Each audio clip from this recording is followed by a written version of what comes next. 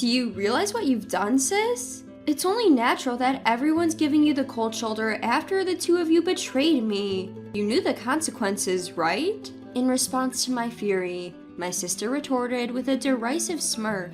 Consequences? People's opinions. If you worry about that stuff, you'll never survive. If we're happy, nothing else matters. If you keep concerning yourself with what others think, happiness will keep slipping away from you, just like this time. In the amid of our quarrel, my husband sided with my sister, grinning wickedly. However, having executed a ruthless revenge plan against those two, I will share that story today. My name is Ava, a 28-year-old employee. And my husband, whom I married last year, is 2 years older than me. He's 30.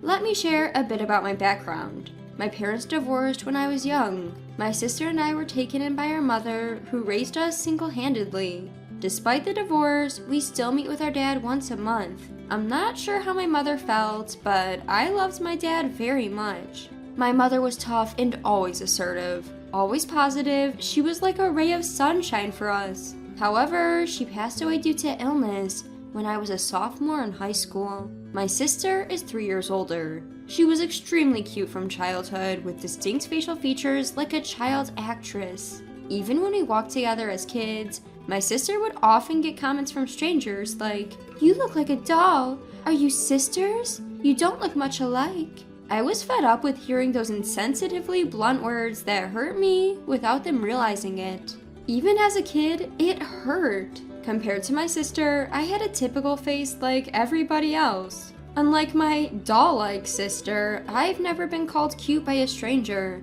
In our student days, my sister was always popular. Compared to her, I was treated like a nerd, unpopular girl.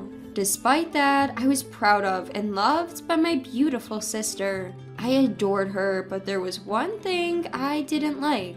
My sister always desired my belongings. She would casually take my clothes and things and take them to her room as if they were hers. But it didn't stop at material possessions. For some reason, she would exchange contact info with my friends, and if she just became friendly with them, it would have been fine. But she somehow managed to steal those friends away from me. In the end, she even took away all my old flames. I was slow to notice it, but once I did after the third boyfriend, I stopped introducing them to her. And I hid my relationship with my now husband until our marriage was decided. During our relationship, she would often say, "I know you have a boyfriend. You can't fool me. Introduce him to me. We're sisters after all." But I told her, "I've decided not to introduce my boyfriend to you anymore because you always take them from me. I'll introduce him to you when we've decided to get married." To this, she laughed off and said, "Oh, are you insecure? The one who gets their boyfriend stolen is at fault, you know.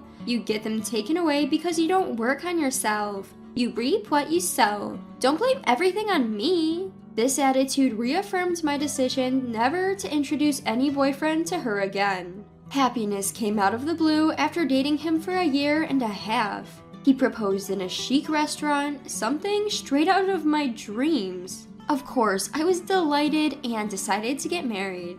Once we've decided to get married, it's time for the families to meet. I also couldn't avoid introducing him to my sister anymore. The day I introduced him to my sister and my father, as expected, my sister showed up in a dress as if she were attending a wedding. My father also seemed a bit tense.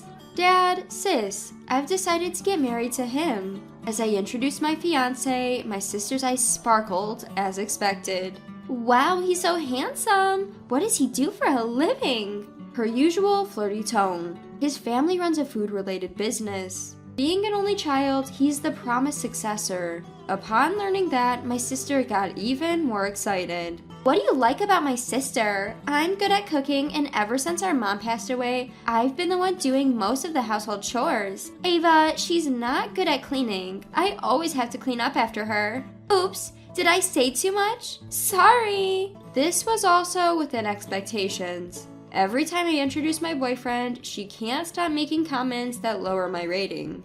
I don't particularly hate cleaning, but due to my busy job, I made it a habit to do a thorough cleaning every weekend. As I wondered how he would respond, he said, "I'm surprised that Ava's sister is beautiful this much. I thought you were an actress. You're good at housework, right? It might be nice to live together, the three of us," he said, playfully with a gleam in his eyes. Perhaps it made her feel good, but my sister also said, "Since we're going to be family, it might be better to exchange contact information. Here's my ID, please get in touch."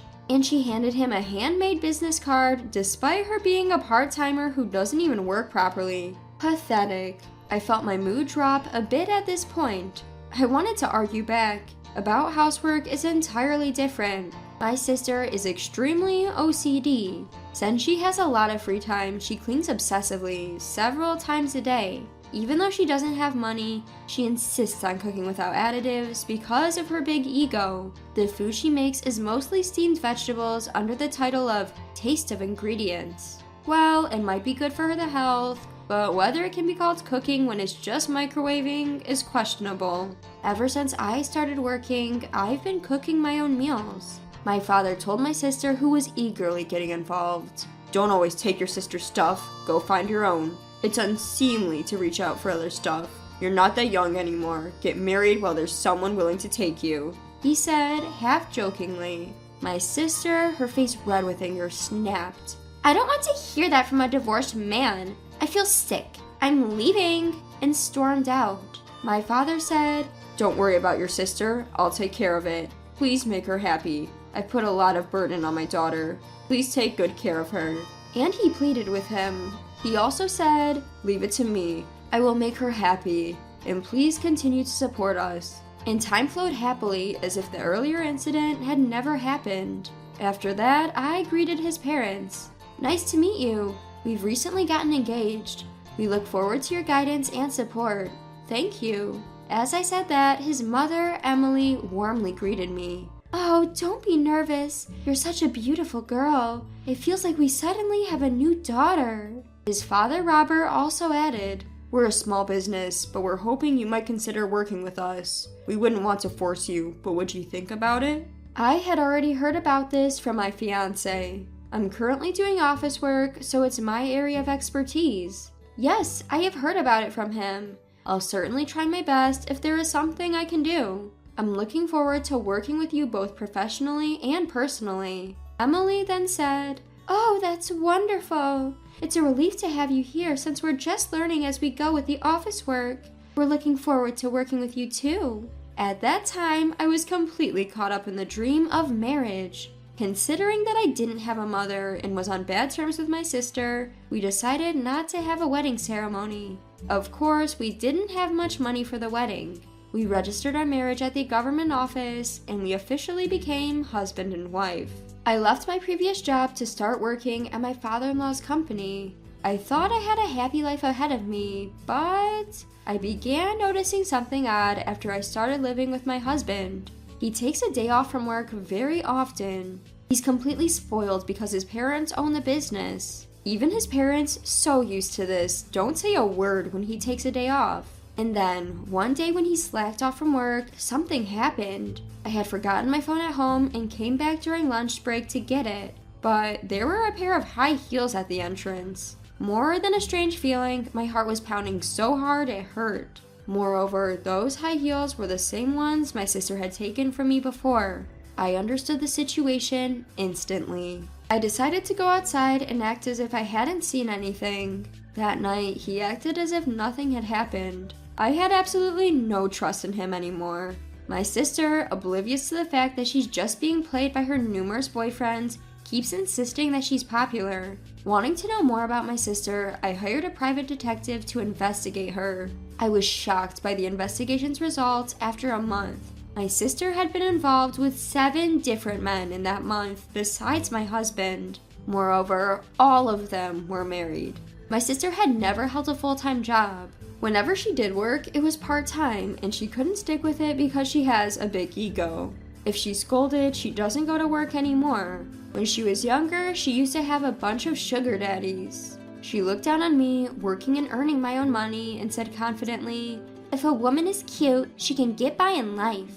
Perhaps she began to feel the limits of relying on sugar daddies as she got older. Still, my sister, unable to be independent, was hooked on easy dating apps in hopes of marrying into money, and she would catch rich men and get involved with them. However, all those men were already married. My sister was just their plaything. My sister, probably blinded by her popularity, didn't realize the extent of her actions. In the end, she was involved in extramarital affairs with 8 men, including my husband. It was disgusting to even breathe the same air as such a husband. So I brought up the topic of divorce. My husband retorted, "Huh? You want a divorce? Well, if that's what you want, fine. I'll give you a divorce. But remember, you're the one who started this, so no alimony." Just as I expected, he readily agreed. I confronted him. "You were having an affair with my sister, weren't you?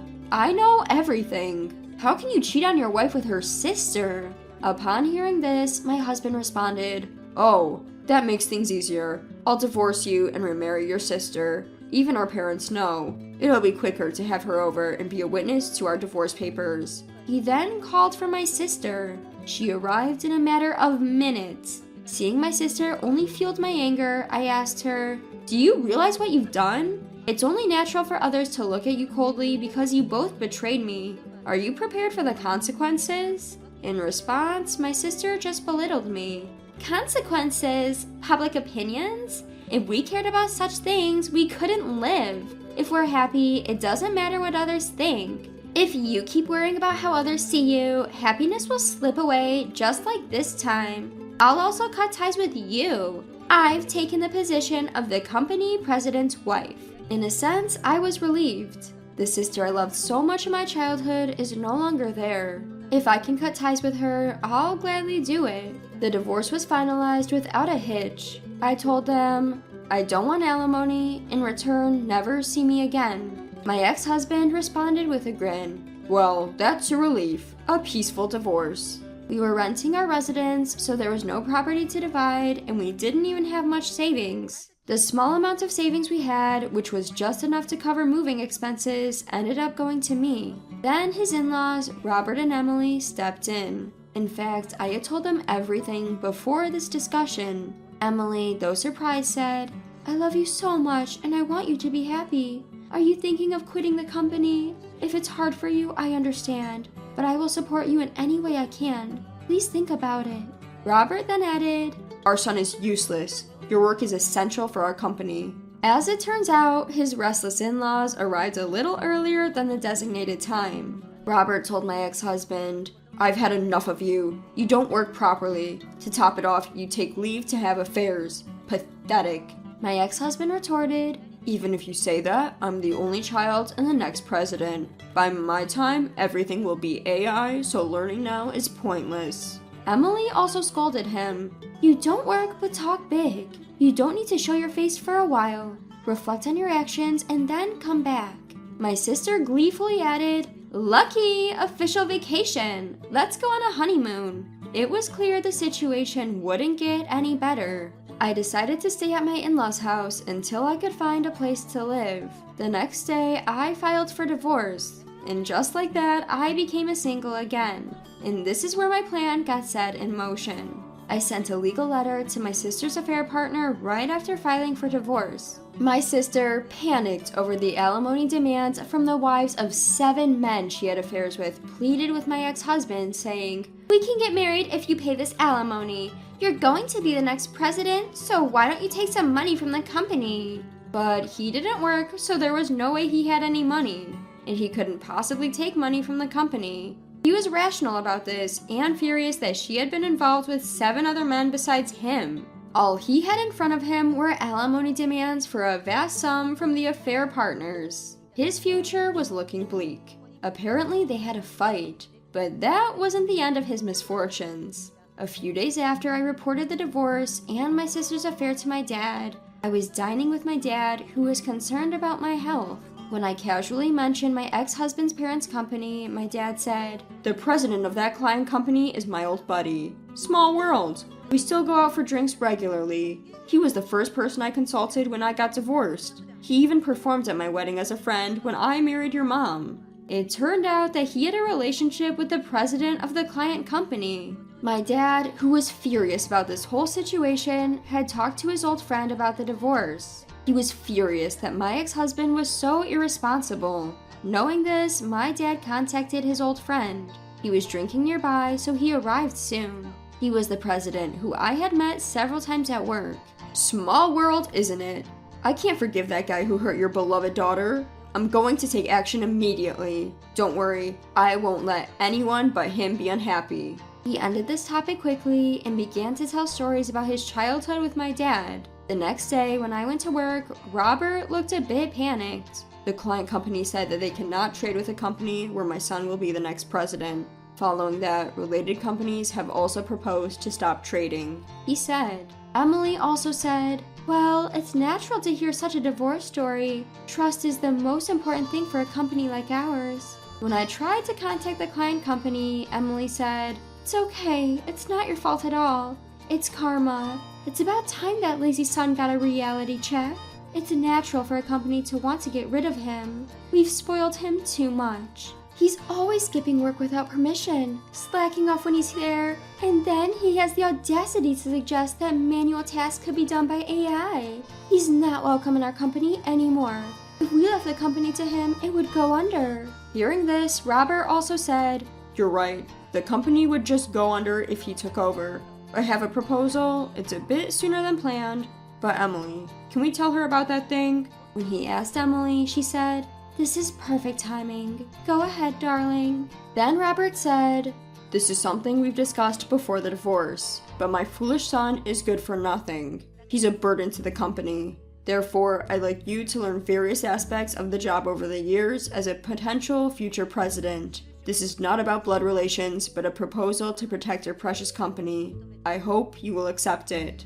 I was taken aback. I didn't have confidence in myself, but I dearly loved them, Robert and Emily. I want to help them. Without hesitation, I answered, I will do everything I can. I want to be of help to you, Robert and Emily. Please allow me to continue working in this company. I wish to be able to protect this company over the years. I'm at your service. The two of them were overjoyed. Even though our form as a family has ended, I'm happy to have a deep relationship with them. Upon our decision, Robert called in my ex-husband. Feeling the unusual atmosphere, my ex-husband appeared promptly. I explained the circumstances. My ex-husband had been smugly assuming he'd be the next president. When he found out that I had inherited the position of the next president, he started yelling at me. Playing the victim, huh? A plain Jane like you needs to have a decent personality to survive. Trying to assert my company. I've got no intention of stepping down, he said.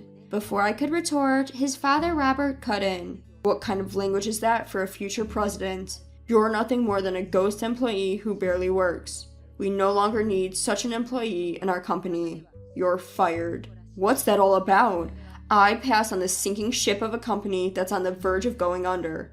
I'm quitting. Give me a severance pay of $100,000. He was talking nonsense. It felt like talking to an out-of-touch child. His mother, Emily, was laughing. There's no way we have severance pay to give to you.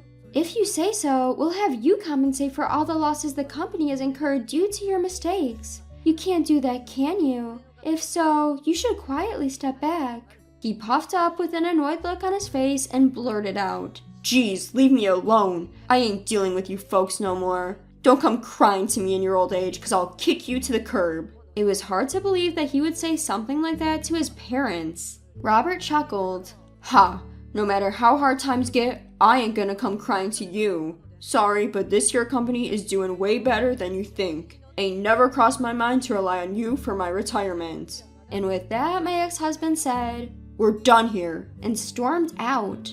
We all looked at each other and couldn't stop laughing. Emily chimed in, Good riddance. Knowing him, he'll be back crying in no time. But I ain't lifting a finger to help him, no sirree. It ain't doing him any good. Robert added, That's right. Well, gotta thank him for finding us a darn good successor to take over the business at least. My ex-husband said it's a peaceful divorce, and I reckon he's right. Later, I heard through the grapevine that he broke up with my sister. They must have come to their senses after seeing that big alimony. I once spotted him working as a cashier at the nearby gas station. I was relieved to see him working hard, but that was the only time I saw him there. He probably couldn't stick with it and quit. As for me, I'm working my tail off in sales alongside the president. I absolutely adore Robert and Emily, who treat me like their own daughter. The company's bustling with more clients and new hires coming on board. I'm having a ball at work. Can't help it. My love life is in the pits, but my social life is through the roof. A fantastic family in Emily and Robert, and a job I love. Life's just peachy right now. No more ties with my good-for-nothing sister, so no troubles whatsoever. I'm grateful for the connection my ex-husband gave me. My name is Karen. I married my husband, whom I met at a university mixer at the age of 22, and we are now in our 8th year of marriage. We both love our jobs, and we don't have any children yet. We do have some desire to have kids eventually, but in this day and age, we wanted to work full-time as long as we could. Our jobs kept us both busy, and while we couldn't call it a life of misconnections, we both often worked late. And given that we've been together for 12 years since our university days, there wasn't exactly a daily mood of eager baby making. What's more, we currently live in New York, but my husband has told me that he intends to take over his family business in the future, so it's decided that we will return to his hometown in rural Nebraska. I had agreed to this. I was starting to think that it was time to start considering our future. I was, of course, feeling some pressure due to my age, but for now, I wanted to prioritize my current life as a career woman in the city. I get along well with my husband's parents, and I just had a phone call with my father-in-law the other day. Normally, in-laws would be asking about when we are going to have children, but they don't. Instead, they always show their consideration by saying things like, "Karen, our son can be quite selfish, isn't he? Thank you for looking after him." I felt that even if we move to rural Nebraska in the future, we can get along well with his parents. So for now, I was determined to fully enjoy my life and work in the city. Then, one day, as usual, when I returned from work, unusually, my husband had come home earlier. Even when I had to work overtime, I usually return home by 8 p.m. at the latest, including the time I spent shopping for dinner. And no matter how late it gets, I am home by 9 p.m. But my husband sometimes comes home past midnight, so I couldn't help but blurt out, "Oh, that's unusual." That day, I did some shopping at the supermarket and got back home at 9 p.m. It's rare for my husband to be home at this hour, and the atmosphere was gloomy. He was sitting on the couch, silent and brooding. Had something happened? "Welcome home." He doesn't even respond when I talk to him. "What's wrong? Are you feeling unwell?" I tried talking to my husband, who was sitting on the couch, several times, but he didn't respond, so I decided to start preparing dinner. We rarely had the opportunity to have dinner together, except on special occasions, but I always prepared a light meal that he could have whenever he came home. I was proud of myself for being such a good wife. That day's menu was loaded potato soup, steak, mac and cheese with some broccoli. I'm used to making quick meals, so I whipped it up in no time. "Dinner's ready!" Upon reflection, it has been quite a while since we sat down and had dinner together. My husband silently moved his food from the plate to his mouth. "Hey!" His silence throughout the dinner was unnerving. I was getting worried. Had something happened? Could he be cheating? Or was he fired from his job? Or maybe he's feeling unwell due to some illness. Worried, I put my fork down and asked, "What's wrong? You're awfully quiet. If something has happened, you should tell me. If there's something you want to say, then say it clearly." I confronted him in a strong tone. Then my husband, with a bitter expression on his face, reluctantly opened his mouth. "Well, I have a favor to ask. What? A favor, huh? I had thought he was going to say something bad. I was relieved. As long as it wasn't anything too terrible, I thought I'd listen to his request. You have your parents' place in the countryside, right? Yes. He brought up my parents' place in the countryside out of the blue. I was surprised. Then, shocking words followed. My father's company it has incurred some debt. What? Your father's company? My father-in-law runs a large printing company. He has dozens of employees, and my husband's family home is known as a prestigious household in the countryside. Would you mind if we used your family home as collateral? What did you say? Suddenly asked such a thing, I didn't know how to respond. My father is a normal salaried worker.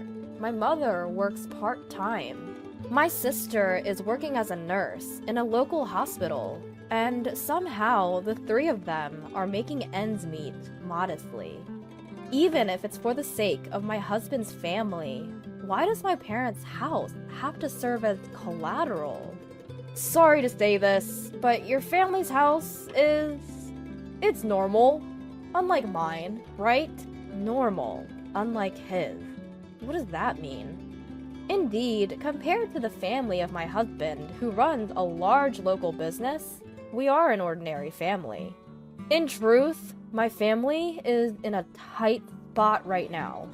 If things keep going this way, we're going to bounce a check for the second time. That would lead to bankruptcy. We desperately need a loan of about $500,000. No way. I was shocked by the amount, but I was more surprised by my husband's next word. We come from a special family that runs a business, but your family is just the typical one, after all. Taking a risk wouldn't matter that much, would it? Even if something were to happen, you could always rent an apartment and live there as a family. Everyone in your family is working, right? You guys can manage that, can't you? Excuse me? We come from a family of different social status.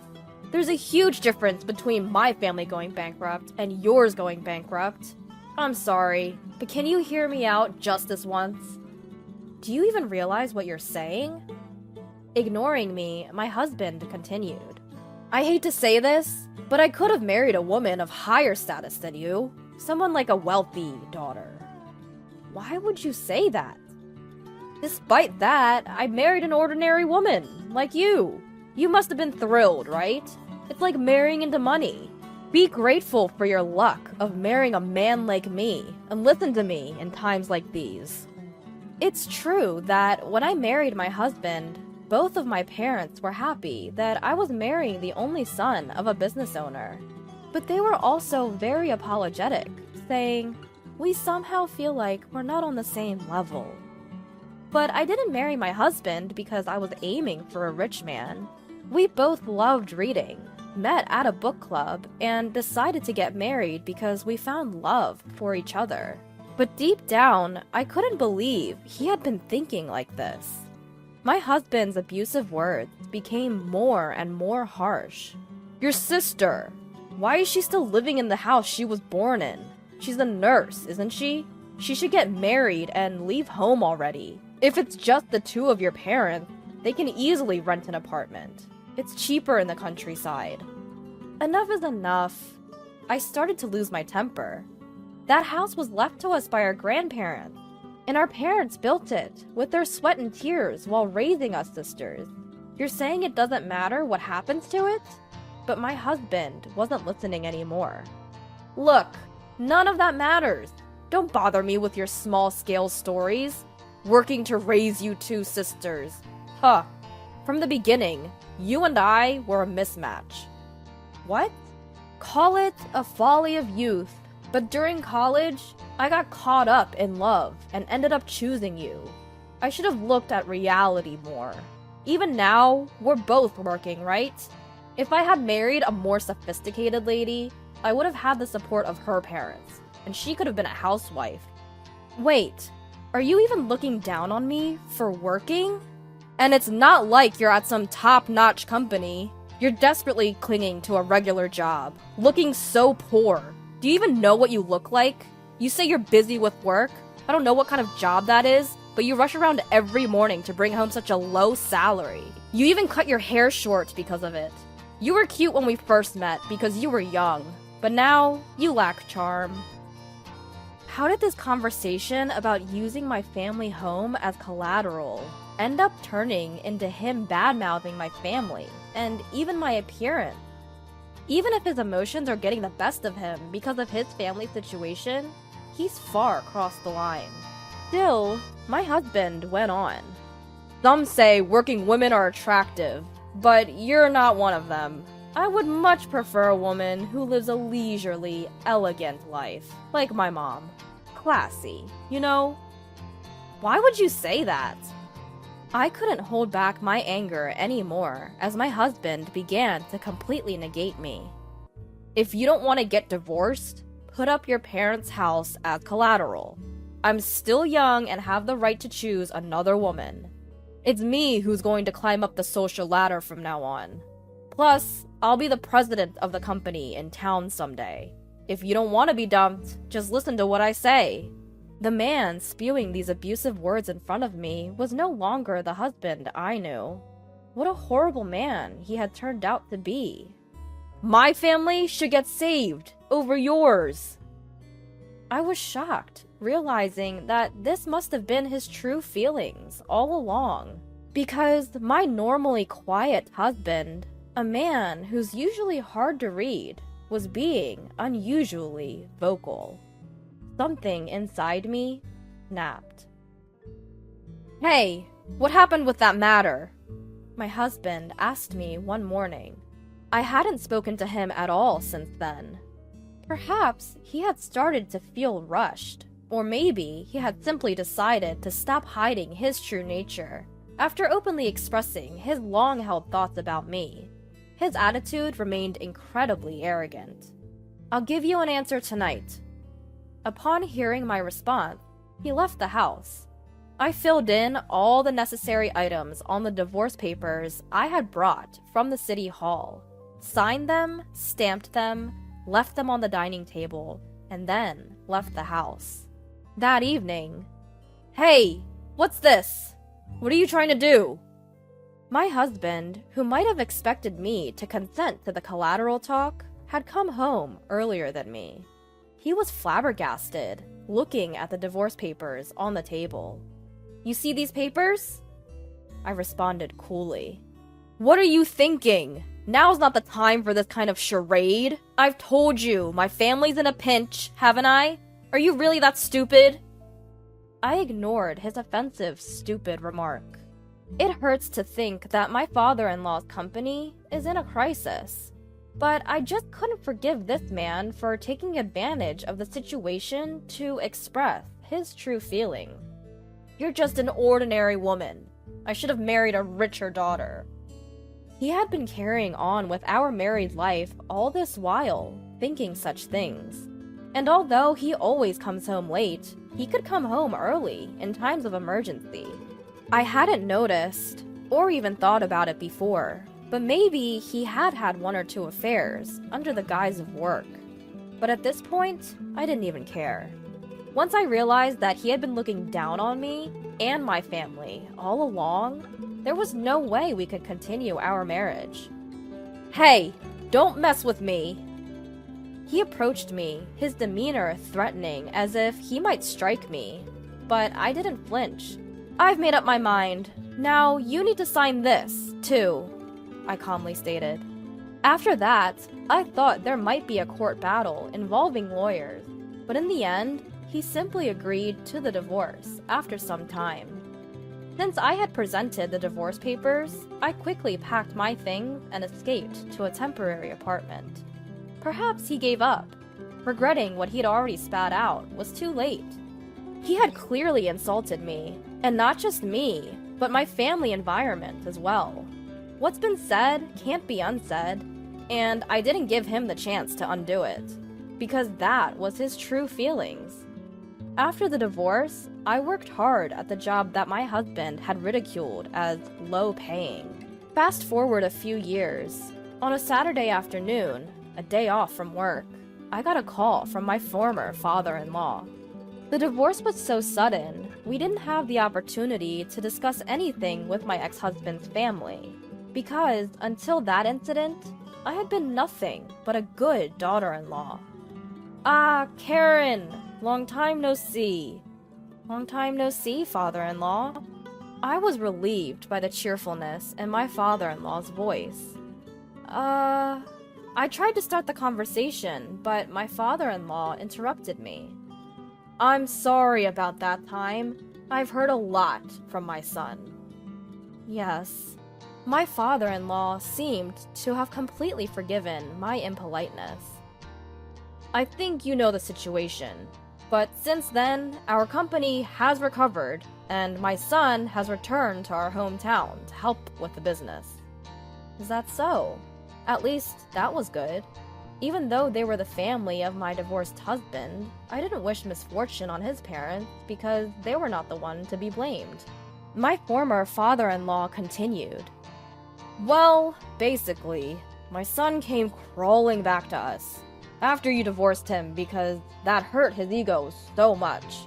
And, well, you might not be interested, but I wanted to talk about our son. Yes? I had no choice but to listen, since I couldn't just hang up the phone. Since that time, he's been really down in the dumps. He's simply unmanageable. Really. I don't like speaking ill of my own son like this, but he's got this big attitude, like, I'm the son of the owner of this company, and he's alienating the employees. His ego has grown even larger since he moved back from New York. And he's just not well-liked at all. I see. He came back out of nowhere and started acting all high and mighty. We don't know what to do with him. I can somewhat imagine the situation. After all, he had such a low opinion of me, his own wife. He probably looks down on the employees of his father's company as mere servants. Several years have passed since then, and he's likely seated as an executive director. His personality has probably warped further, making it impossible to handle him. I see. We caused a lot of trouble for you. Anyway, Karen, this might be odd for me to say, but I hope you find true happiness.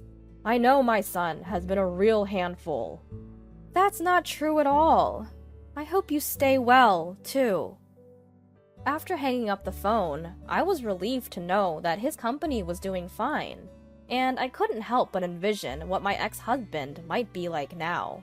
But my imagination only lasted for a minute or two. Right after, I received a text from my current boyfriend.